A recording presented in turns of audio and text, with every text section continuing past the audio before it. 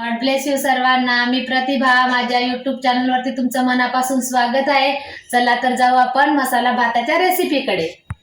इथं मी आपल्याला पाहिजे तितके तांदूळ घेतले आणि तुरीचे दाणे काढून घेतले होते. ते मी 2 ग्लास घेतले आहे. याच्यामध्ये कांदा, टमाटर आणि खडे मसाले घेतले आहे थोडासा, आणि ते जिरं, लसण आणि धने घेतले आहे. ते चांगलं वाटण करून घेतलं. तेल गरम करायला ठेवलं आणि त्याच्यामध्ये मी गरम मसाला, तेजपान सगळं छान असं कडकडीत गरम होऊ दिलं आणि त्याला थोड्याशा वेळ परतत राहिली. त्याच्यामध्ये कांदासुद्धा टाकून घेतला. कांदा लाल होईपर्यंत परतत राहिली आणि मग त्याच्यामध्ये वाटण केलेला सगळा मसाला टाकून दिला. तो मसालासुद्धा छान असा लालसर येईपर्यंत आपल्याला भाजून घ्यायचा आहे आणि नंतर त्याला असं हलवत हलवत राहायचं आहे, कारण तर ते बुडाला तडाला लागावं नाही. मग त्याच्यामध्ये वाढलेवाली मिरची टाकून घेतली.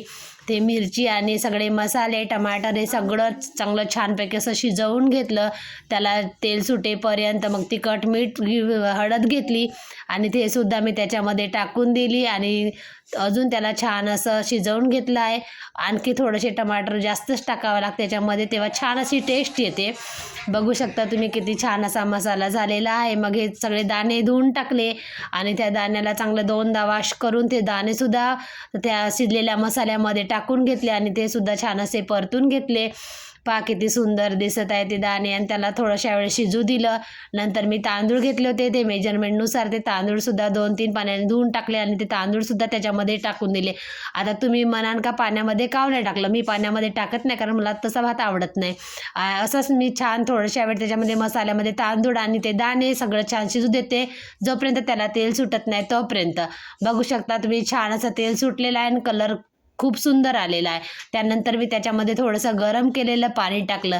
जोपर्यंत तो भात छानसा शिजत नाही आणि थोडासा नरम होत नाही तोपर्यंत आपल्याला असं छान पाणी टाकून घ्यायचं आहे, तितकंच मेजरमेंटनुसार. पाहू शकता भात किती सुंदर झाला आहे आणि प्लेटामध्ये घेतला तितका सुंदर पण झाला. चला भेटूया नेक्स्ट ब्लॉगमध्ये.